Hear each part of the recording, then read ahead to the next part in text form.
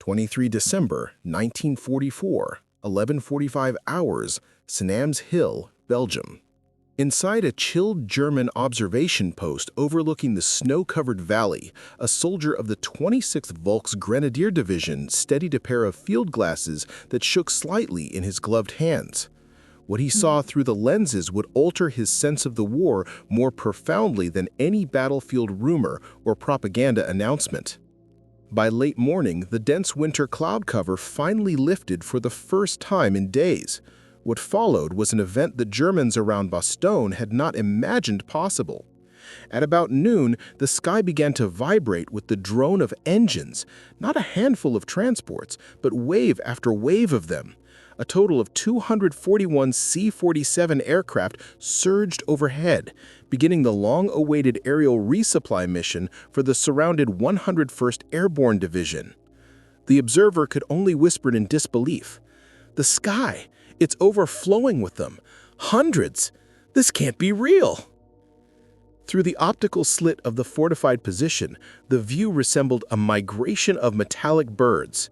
Parachutes of every color unfurled against the pale winter sky, red marking ammunition, blue for medical kits, yellow for food rations, and white carrying assorted supplies. For German troops who had watched their own Luftwaffe diminish after years of attrition, the sight was a stark reminder of how dramatically the balance of power had shifted. Not since before Stalingrad had Germany attempted anything remotely comparable in scale. And now here, above a single Belgian town, the Americans were conducting a supply operation larger than entire Luftwaffe efforts of the past 2 years.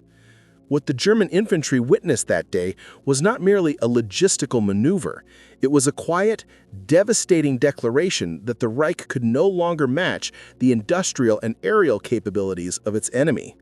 For many hardened veterans along the siege line, the moment felt like watching the slow arithmetic of defeat play out in front of them, one parachute canopy at a time. The offensive builds. Only a week earlier, the mood in the German ranks had been dramatically different. At 05:30 on 16 December 1944, the forests of the Ardennes erupted after a 90-minute bombardment unleashed by 1,600 German guns along a front of roughly 130 kilometers. This barrage marked the opening of Operation Wacht am Rhein, Hitler's last attempt to split the Allied forces and seize the port of Antwerp. Within the first days, German commanders believed the offensive was surpassing expectations. General-Major Heinz Kokott, commanding the 26th Volksgrenadier Division, later described the tense final hours before the attack. On the evening of 15 December, his troops moved into their jump-off positions under darkness. Ice-slicked forest tracks were jammed with infantry, horses, and vehicles pushing forward, their breath hanging in the frigid air as they advanced toward their designated firing points. To the soldiers, they had been told this operation represented the decisive moment Germany had been waiting for. Hitler had personally overseen the plan, insisting that the Americans, portrayed as inexperienced and softened, would collapse under a determined assault. Many believed it. The Ardennes sector was held by U.S. units either new to combat or rotated there specifically to rest. German troops, recalling the swift victories of 1940, expected to slice through the defenses with similar momentum. Among the forces committed to the attack was Kokott's 26th Volksgrenadier Division, a formation rebuilt after being shattered on the Eastern Front. Though its ranks retained a small core of seasoned survivors from Russia and Normandy, the majority were Luftwaffe ground crewmen and naval personnel reassigned as infantry. Despite the mixed background of its manpower, morale was relatively high. They had been assured that shortages were solved, weapons refreshed, and, most importantly, that the Allies had no suspicion of the impending blow. The initial German gains seemed to validate this confidence. Roads were breached, American positions overrun, and the surprise appeared complete. But the events of 23rd December, when hundreds of American aircraft swept over Bastogne with total impunity, revealed a different reality. The offensive was no longer the bold thrust of a resurgent power. It had become the last major gamble of a nation that could not match the overwhelming logistics and air dominance of its opponent. In the cold air above Belgium, the outcome of the campaign, and perhaps of the entire war, was silently taking shape. At first, American commanders interpreted the early German thrust as nothing more than a limited counterstroke, an expected attempt to regain small patches of ground. That assumption collapsed almost immediately. The Wehrmacht had struck with complete tactical surprise, hitting thin U.S. positions with a force and concentration far beyond anything anticipated. Under the sudden pressure, American defenses fractured. Several units dissolved in confusion, others surrendered, and many retreated westward in disorganized haste. For a brief moment, the roads toward Antwerp seemed virtually unguarded, and the momentum of the German advance appeared unstoppable. The push toward Bastogne had begun in earnest. By 18 December, German spearheads were driving toward their assigned objectives with alarming speed. General Hasso von Muntefol, in command of the 5th Panzer Army, assigned the capture of Bastogne to Heinrich Freyer von Lettwitz's XL7 Panzer Corps. Once Bastogne was secured, his formations were to press onward to the Meuse River near Namur. On paper, the strategic logic of the operation seemed straightforward. 7 vital roadways intersected at Bastogne. Whoever controlled that junction controlled the entire logistical network feeding American forces throughout the Ardennes. Without it, the U.S. Army would be unable to reinforce, resupply, or coordinate any organized counterattack. The German plan was bold, but not unrealistic. Lettwitz intended to break through along a front roughly 7 miles or 11 kilometers wide using 3 divisions. The 26th Volksgrenadier Division and the 2nd Panzer Division were to spearhead the assault, with the Panzerlehr Division following as a powerful reserve. These were not inexperienced formations. They had seen repeated combat on multiple fronts and still retained a number of Germany's most capable armored vehicles and assault guns. Among them, the 26th Volksgrenadier Division advanced with particular resolute. Its Panzerjäger battalion possessed a full array of 14 Jagdpanzer 38T Hetzer tank destroyers, supported by an unusually large number of 75mm anti-tank guns, more than enough to make the division one of the best-equipped Volksgrenadier units operating in the Ardennes. They were prepared for American tanks, ready for mobile counterblows, and confident in their ability to exploit any breakthrough. What they encountered, however, was not the chaotic collapse they expected.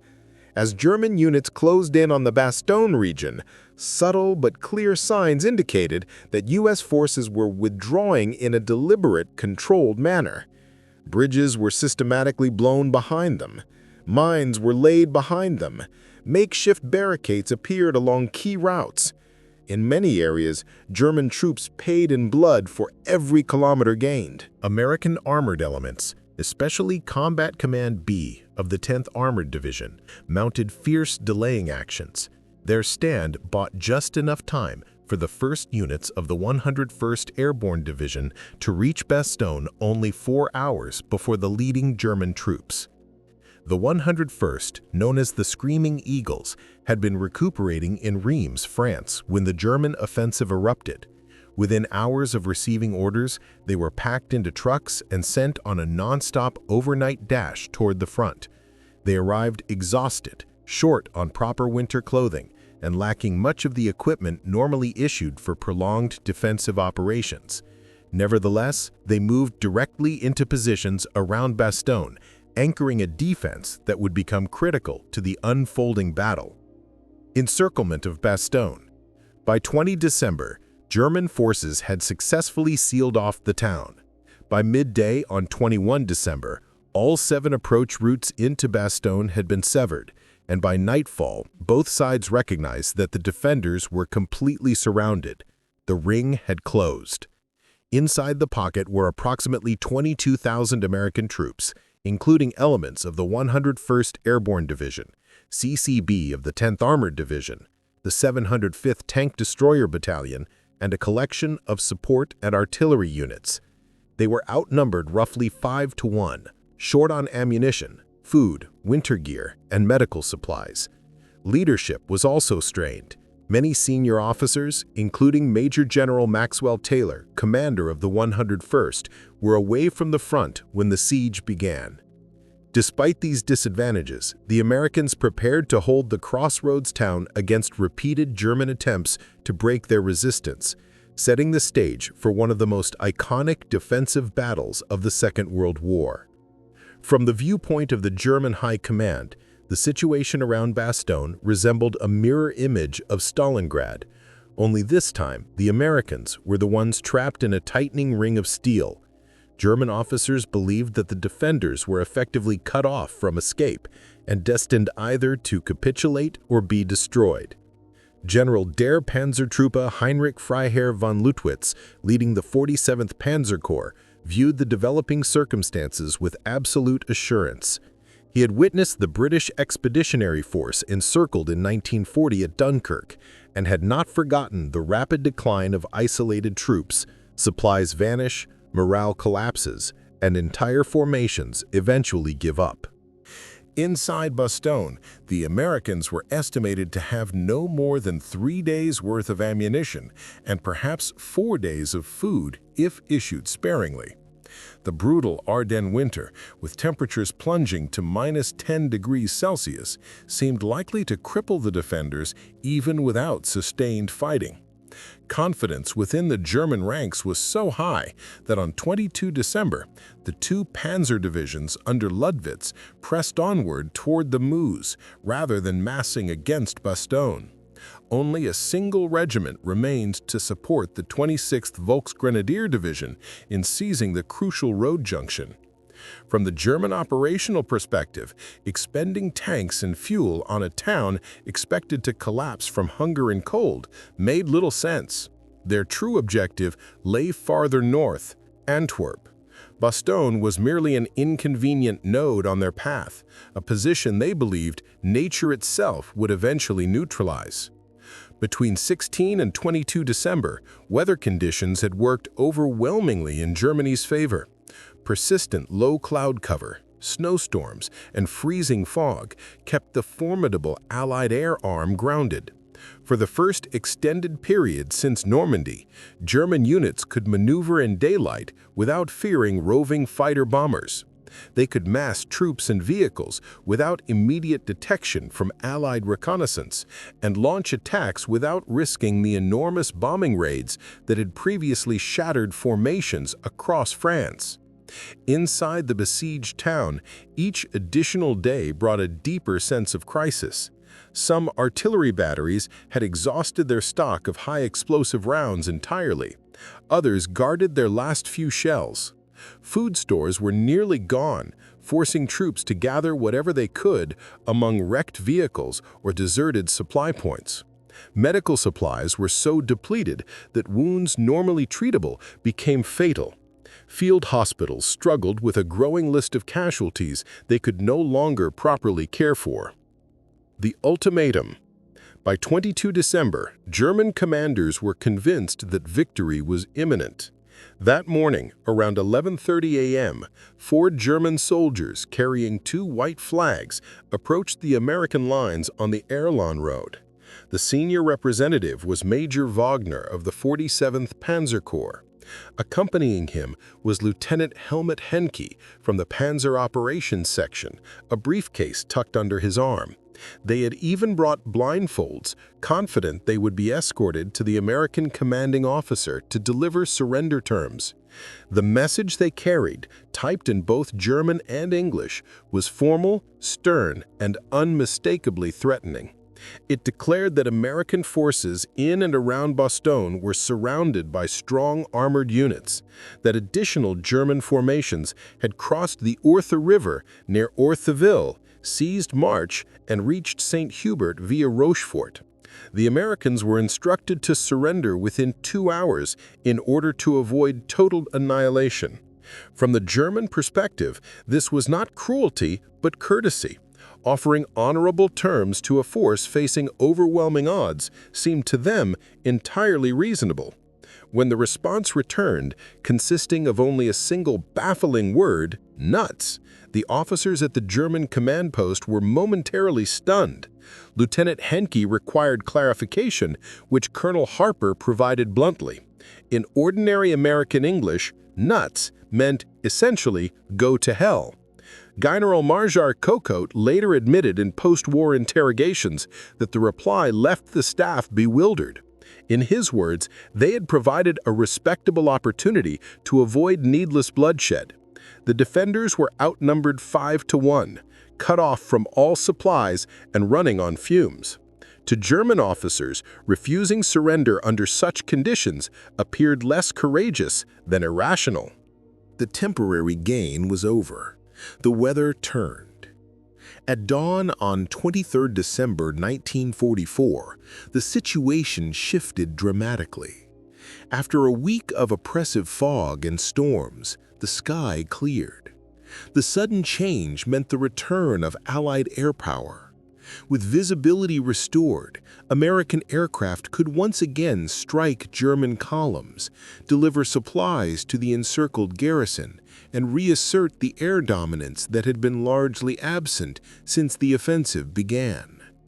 The Germans, who had relied so heavily on the protective blanket of poor weather, now faced a battle under far less favorable skies. German infantrymen slowly climbed out of their ice-rimmed foxholes as the first thin rays of sunlight crept over the ridgelines around Bastogne. After a night spent in brutal sub-zero temperatures, many could barely feel their toes, and more than a few rifles had frozen solid in their hands.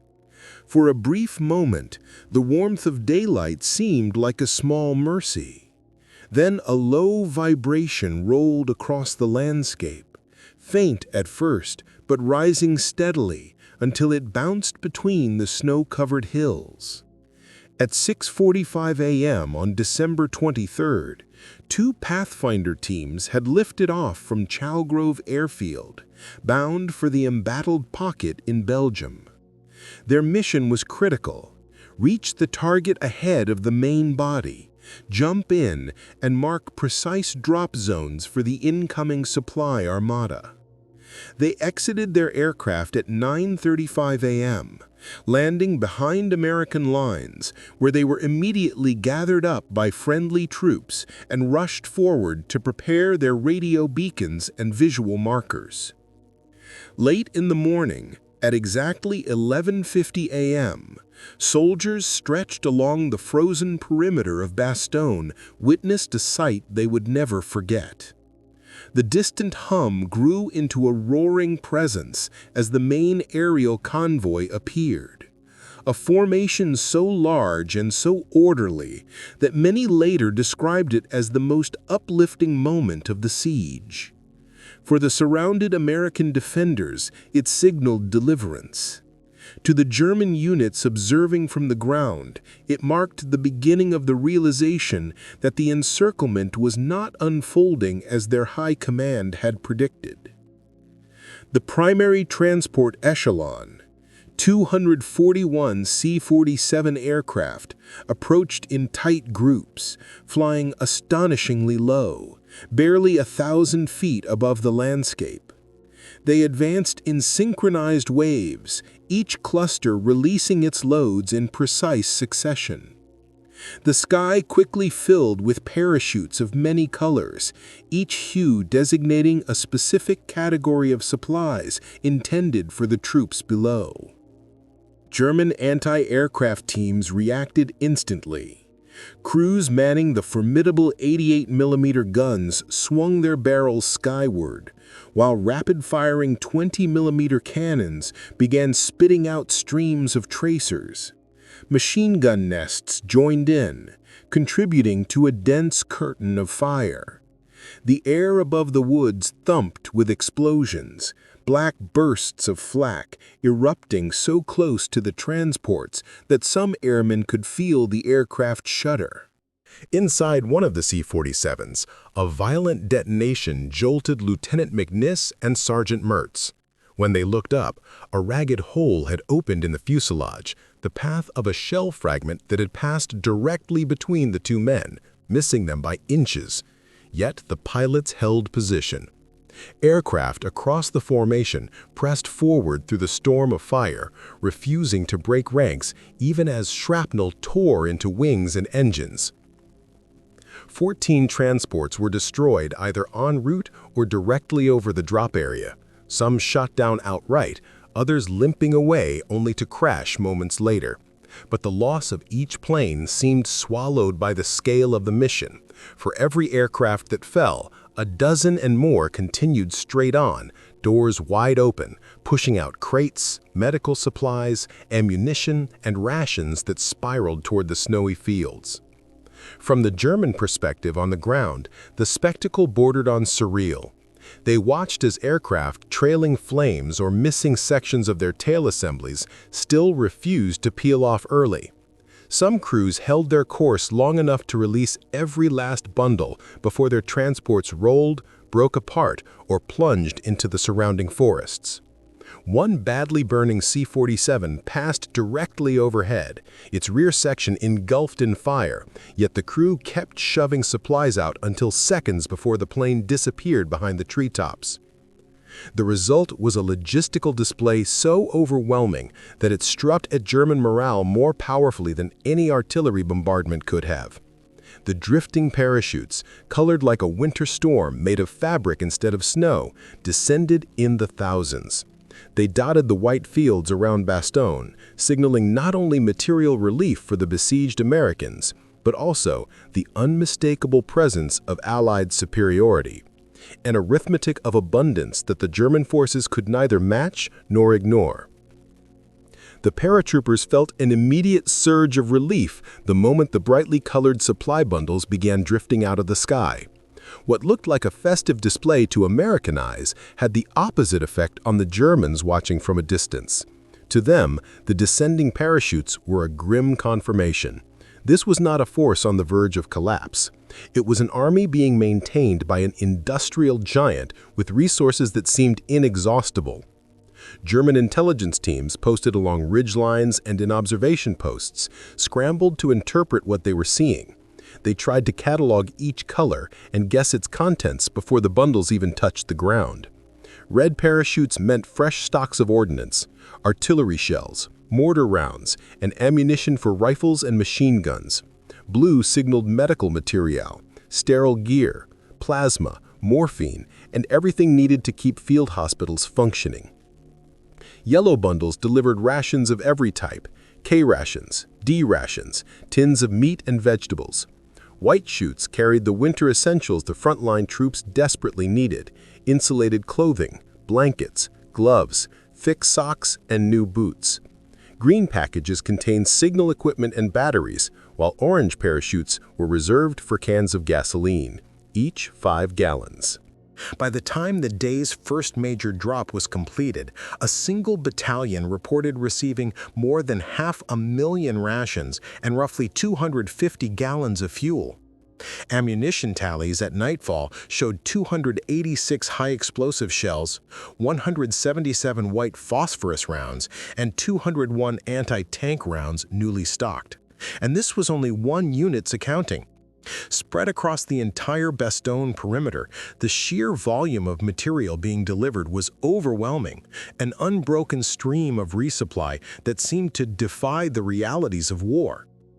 The morning deliveries were only the opening act. Throughout December 23rd, more waves followed. At around 2 in the afternoon, another formation appeared. Not only transport aircraft this time, but gliders being towed in behind C-47s. These silent aircraft brought everything too heavy or too delicate to drop by parachute. A total of 92.4 tons of equipment and nearly 3,000 gallons of gasoline reached the defenders via glider landings. Some gliders contained fully equipped surgical teams, complete with doctors, nurses, and operational medical theaters. Others carried jeeps, communication suites, and replacement artillery pieces. One glider delivered nothing except whole blood packed for transfusions, a type of medical supply so scarce in the German army that even senior officers rarely received it. German medical personnel observing the scene were stunned. While their own facilities were improvising with paper bandages, improvised dressings, and operations often performed with minimal or no anesthesia, the Americans were flying in refrigerated blood, penicillin, and specialized teams ready to operate immediately.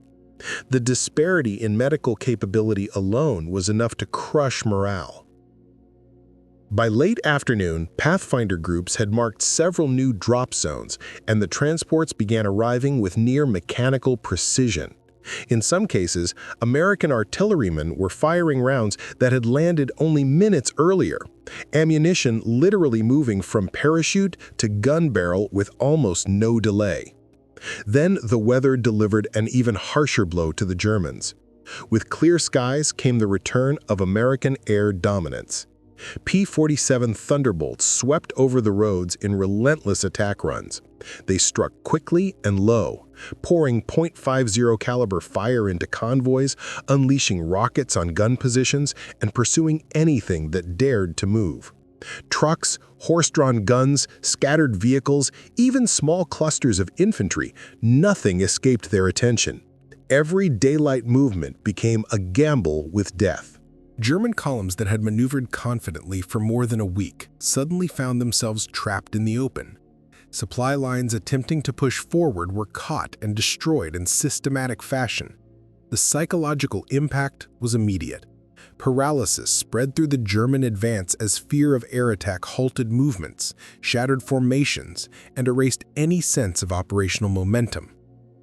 The combination of continuous resupply, precise air coordination, and overwhelming air power transformed the battlefield. For the Americans, each new delivery strengthened their ability to resist. For the Germans, every parachute that touched the ground signaled that the siege of Bastogne was slipping out of their grasp. After several days in which German troops believed momentum had finally shifted in their favor, the reality of the Western Front reasserted itself with brutal clarity. The sudden reappearance of Allied air power forced them to recall the crushing imbalance they had faced in Normandy. An opponent with enough resources to dispatch aircraft simply to eliminate single armored vehicles. Any confidence that had briefly taken root evaporated. By the evening of 23 December, the besieging forces around Bastogne had undergone a profound psychological collapse. What they had observed was more than a resupply mission. It was a display of industrial and organizational capability so vast that it bordered on the incomprehensible. The figures told the story with cold precision. If the United States could commit hundreds of transport aircraft and their crews merely to sustain one isolated division, what reserves remained behind that effort? And if they could coordinate the delivery of hundreds of tons of materiel on only a few hours' notice, what did that imply about the full scale of their wartime production? For the Germans at the perimeter, the implications were devastating. Christmas Eve brought a temporary reprieve. Snow and low clouds once again grounded the heavy Allied formations, and German commanders hoped the return of poor weather might allow them to regain control of the situation. The 26th Volksgrenadier Division, worn thin from days of continuous fighting, received a single Panzer Grenadier regiment from the 15th Panzer Grenadier Division to bolster what would be the decisive assault scheduled for the following morning. This attack, they believed, represented their final realistic opportunity to seize Bastogne before the skies cleared and Allied aircraft resumed their dominance. Because their manpower was insufficient for a full encirclement assault, German planners adopted an alternative approach. Rather than delivering simultaneous blows across the entire perimeter, the 47th Panzer Corps opted to concentrate force in a series of localized attacks along the western sector. The plan aimed to exploit what they assumed were overstretched American positions. In the early hours of 25 December, under winter darkness, the renewed offensive began. 4 Mark IV tanks, supported by infantry, ruptured the thin defenses of the 327th Glider Infantry Regiment and pushed toward Hemrul. For a brief period, it appeared the breakthrough might turn into a collapse of the American line. Infantry surged through the gap, and German units advanced through deep snow, convinced this attack would succeed where earlier efforts had failed. Their optimism was short-lived. The American defenders, now adequately supplied thanks to the aerial deliveries made just 48 hours earlier, countered with intense fire. Anti-tank gunners from the 463rd Parachute Field Artillery Battalion destroyed most of the armored vehicles attempting to force their way forward. 2 tanks that managed to slip past the concentrated barrage were intercepted and eliminated by a rapidly assembled armored detachment dispatched from division headquarters. Of the 18 tanks that had begun the Christmas Day assault, not one survived to withdraw. The next day delivered the decisive turning point. On 26 December, the tightening German ring around Bastogne finally snapped. As dusk settled over the battlefield, elements of the 4th Armored Division, forming the spearhead of General George S. Patton's Third Army, punched through the southern edge of the German encirclement. Around 1700 hours, vehicles from Combat Command R entered the town, marking the end of the siege. The 1st American armor to reach Bastogne belonged to the 37th Tank Battalion, commanded by Lieutenant Colonel Creighton Abrams, who, decades later, would rise to command U.S. forces in Vietnam. The relief of Bastogne signaled not only the failure of the German assault, but also the broader collapse of their last major offensive in the West. When relief finally reached the American perimeter, the troops holding Bastogne were worn down but still resolute. They had endured days of isolation, yet the steady pulse of aerial supply kept their confidence intact. No personal testimony captures the situation as starkly as the numbers themselves. U.S. Army records reveal that over the course of the siege, aircraft delivered approximately 1,207 tons of supplies and equipment to the 101st Airborne Division by parachute alone. Among these, nearly 4,900 gallons of fuel. Another 924 tons, including 2,975 gallons of gasoline, arrived via glider landings. A closer look at the daily operations shows how the airlift unfolded. 23rd December. The first major window of clear weather allowed 241 C-47 transports to carry out the main drop, with several smaller missions following. 24th December. Low clouds and winter storms allowed only minimal flying. 25th December. Weather conditions shut down substantial operations altogether. 26th and 27th December. Even after ground forces re-established contact with Bastogne, aircraft continued delivering supplies to speed the restoration of the front. By the end of the siege, more than 1,113 tons of materiel had been flown in, over 15,000 artillery rounds, roughly 8,000 gallons of gasoline, medical equipment for the wounded, rations for the entire garrison of around 15,000 men, and enough winter gear to keep the defenders functioning in temperatures well below freezing. Set beside American capabilities, the German situation looked starkly different. The German formations surrounding Bastogne numbered about 54,000 troops, while the Americans inside the town had fewer than 22,000. German aircraft carried out under 100 sorties in the Bastogne sector, whereas U.S. forces flew over 2,000. Importantly, German forces delivered no airdrop supplies at all. The Luftwaffe simply lacked the means to support frontline formations in this way. Post-war evaluations by German officers reinforced the conclusions drawn on the battlefield itself. General der Panzertruppen Hasso von Manteuffel, who had commanded the 5th Panzer Army during the Ardennes offensive, later reflected in interviews and memoirs that Bastogne revealed a fundamental truth. The Americans had mastered the central problem of modern warfare: logistical reach. According to his assessment, the U.S. could sustain an isolated force by air more effectively than Germany could support an attacking army over land. Whenever the weather opened a gap in the clouds, American materiel superiority surged forward with such weight that individual tactical skill no longer altered the outcome. General Major Heinz Kokott, described by the historian S.L.A. Marshall as quiet, thoughtful, and precise in judgment, offered an even more concise observation during his post-war interrogation. For him, the moment of realization came on 23 December, when transport aircraft filled the winter sky. Every German soldier who saw that armada, Kokott said, understood instantly that they were not facing a single army in isolation. They were confronting the industrial power of an entire nation, while they themselves often relied on horses and rifles to keep their units moving.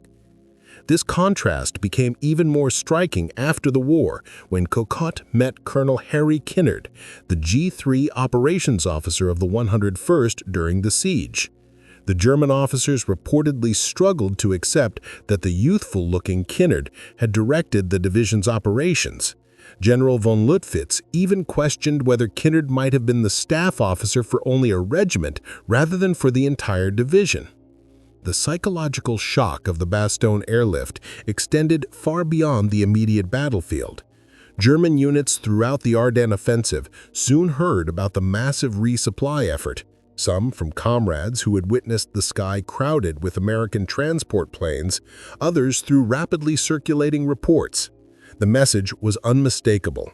The U.S. could reinforce a surrounded force with an ease the Germans could not match, undermining German morale and reinforcing the sense that the offensive was doomed against such logistical strength. With every retelling, the account became more embellished. Yet one core reality never changed. The United States possessed an industrial depth that the German command had never fully grasped. And this fact, harsh, undeniable, and bitter, slowly undermined German morale. The irony for the German forces was striking. By encircling Bastogne, they had unintentionally created the very situation that exposed them to America's logistical strength.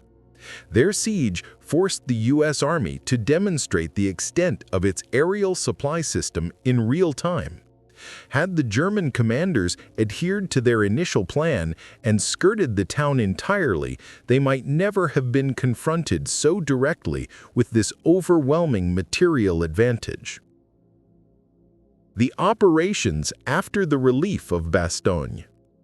From December 26th onward, German activity around Bastogne deteriorated into frantic assaults that drained manpower and yielded no operational gain.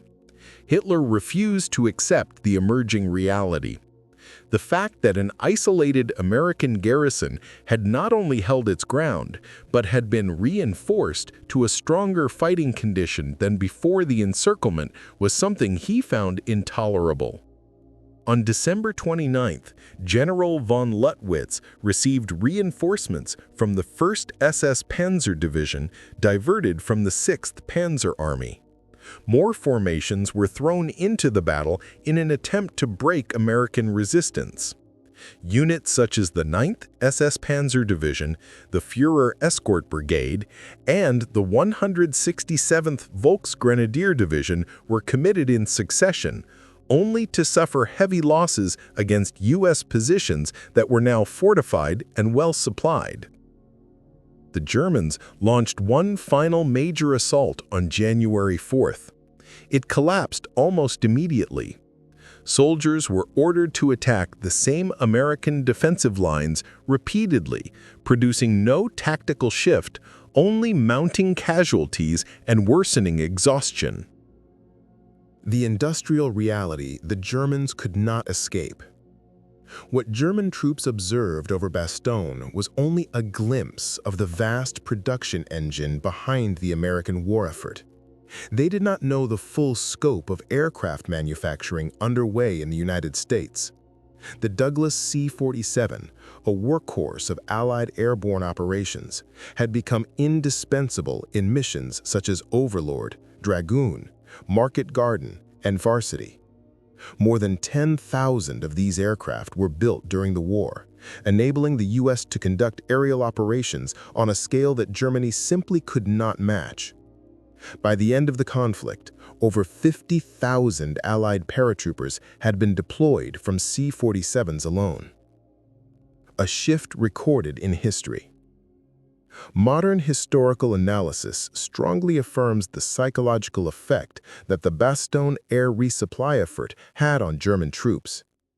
It is regarded as a defining moment, not only within the Battle of the Bulge, but also as a broader demonstration of the futility of fighting a sustained, conventional war against a nation backed by superior industrial output. The U.S. Army's official records note a clear change in German prisoner interrogations following the massive air supply missions that began on December 23rd. Before the skies filled with transport aircraft, captured soldiers tended to describe their setbacks as temporary obstacles. After witnessing the scale of the American aerial reinforcement, their tone shifted dramatically. They spoke less about victory and more about the hope of surviving long enough for the war to conclude. The cost and the outcome. Between December 19, 1944 and January 6, 1945, the 101st Airborne Division sustained 341 killed, 1,691 wounded, and 516 missing. Considering that they were outnumbered roughly 5-1, these losses were comparatively limited. Their ability to maintain combat effectiveness despite encirclement was a direct reflection of the success of the air supply operations. The underlying lesson. In the end, Bastogne revealed more than tactical skill or battlefield endurance. It showcased the strategic weight of industrial capacity. The German forces found themselves trapped not only by geography, but by the sheer, unstoppable scale of American wartime production. The sky over Bastogne did more than deliver ammunition and food. It delivered the realization that the conflict's outcome had been shaped long before the battle had even begun. Although the 101st Airborne Division found itself encircled at Bastogne, the idea of capitulation never entered their calculations. They held a position that no longer conformed to the rules of pre-industrial siege warfare. The United States possessed the industrial and logistical reach to sustain a surrounded force entirely from the sky, rendering the traditional concept of cutting an army off from supplies increasingly ineffective. On 23 December 1944, when 241 C-47 transport aircraft swept over the German lines, followed by additional waves of supply missions, the troops on the ground witnessed more than a simple resupply effort. For the German soldiers observing from their firing positions, the spectacle represented a preview of a new military era, a future determined not merely by battlefield maneuver, but by the ability of a nation to dominate the air with sheer numbers. In that moment, the mathematical disparity became impossible to ignore. Germany could mass infantry on the ground, but the United States could saturate the sky with aircraft in quantities that defied comparison. Buried within those numbers was the unavoidable direction of the war. Though the conflict would officially continue for another 5 months, the outcome had effectively crystallized for anyone who saw that procession of American transports crossing the winter sky above Bastogne. The defenders of the town did not stand firm because they were inherently superior or endowed with greater courage. They held because they belonged to a nation capable of providing whatever they required, even under the most restrictive conditions. Each bundle dropped through the cold air told the same story. The U.S. war machine possessed both the material depth and the strategic will to ensure that the 101st did not collapse. The supply flights did more than deliver ammunition, food, and medical equipment. They dismantled the final traces of German confidence and exposed the impossibility of forcing a decisive victory against an adversary whose industrial capacity far exceeded their own. In those aircraft, the German observers saw the war's concluding argument written plainly. American production was immense, its determination unwavering, and its triumph unavoidable. Many accounts of what German soldiers felt during those days rely on reconstructed perspectives based on unit locations, operational reports, and testimonies collected after the war, since surviving personal diaries from the siege itself are scarce. However, the principal events, dates, figures, and all statements from commanding officers cited in this narrative are grounded in established and documented historical sources.